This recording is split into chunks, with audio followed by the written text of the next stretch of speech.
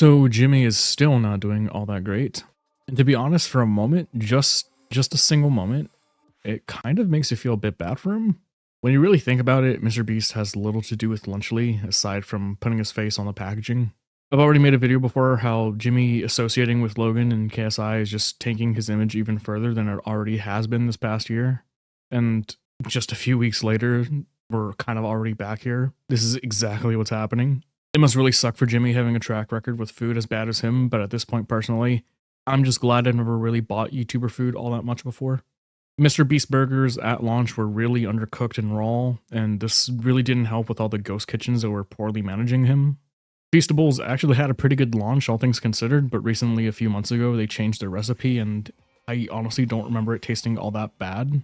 I remember getting a bar once when it had just come out and it was okay, but a few months ago I bought one and once the recipe had changed, it was just an entirely different bar. It didn't even taste the same. And now the newly launched Lunchlies, which had previously had some controversy before, got even worse by quite literally poisoning you. And recently, as more and more people around the world get their shipments in stores, people are starting to review them, give their thoughts and opinions on the food. And as a whole, most people think it's not really that worth it, tasting pretty much the exact same as a regular Lunchables, but costing twice as much. You're paying the YouTuber tax on it. And that's even if you were able to get lucky enough to get a non-poison box. Overall, the lunch's value is just not there. Even more so because more and more people are starting to report mold on their cheese pizzas. A YouTuber known from what I can tell cooking and mukbang content bought some Lunchlies recently to review, but upon opening them, he shows that the cheese had grown mold before getting even near the expiry date. This is molded. That's mold. This is not safe. And there's mold.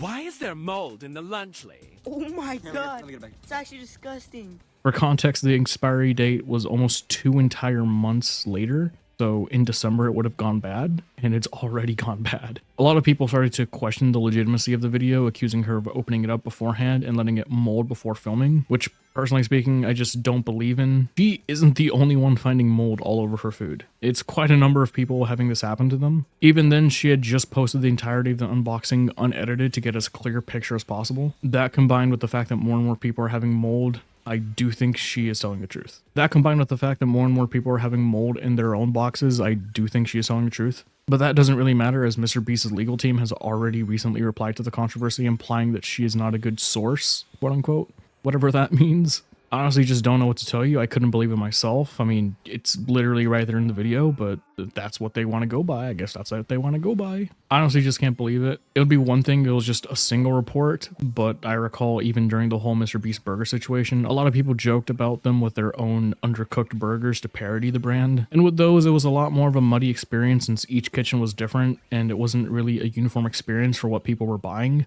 But with this, Jimmy has all control alongside KSI and Logan Paul, and having quality control issues this early on is really telling of the direction these people are going in for the brand and their PR track in general. If things keep on as it is, I would be legitimately surprised if they even stay afloat.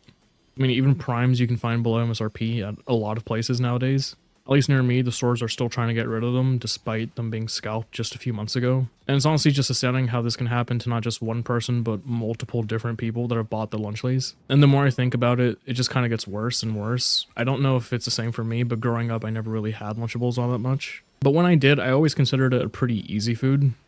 It's so simple, so a little kid knows how to make the food, even without any instructions. So as an adult, you probably just hand this off to your kid and forget about it, sending them off to school. And then during lunch, some kid isn't going to know what mold is, so I imagine that Lunchly would be responsible for a fair number of kids eating mold already as is. Because remember, this is a kid's food and it's being advertised to kids, so they probably don't even know what mold is at all. Surely at least one kid out there has already eaten moldy Lunchables without even realizing it. And all this circles back to Jimmy, who instead of doing a recall is throwing out lawsuits trying to shut people up over this. As someone who used to watch Jimmy a fair bit, it kind of sucks seeing the downfall of him for someone who was doing great not even a year ago. But now it feels like a lot of his videos are just made to peddle his chocolate and lunch meals, which fair enough to you, you do your own thing. But it brings to question where your priorities are. I remember distinctly during the height of the Chris Dyson situation, instead of responding, he instead chose to upload a video of a Fallout bunker where a pretty big section of the video was just him focusing on his chocolate bar. And to be quite honest, I just haven't kept up with his newer videos in a while, but I'm pretty sure there's probably a Lunchly section in there somewhere. Not even a guess. I just keep seeing his ads all over my timeline on social media where he just shows his Lunchly. And those are the socials that aren't even YouTube themselves, like Twitter or Instagram.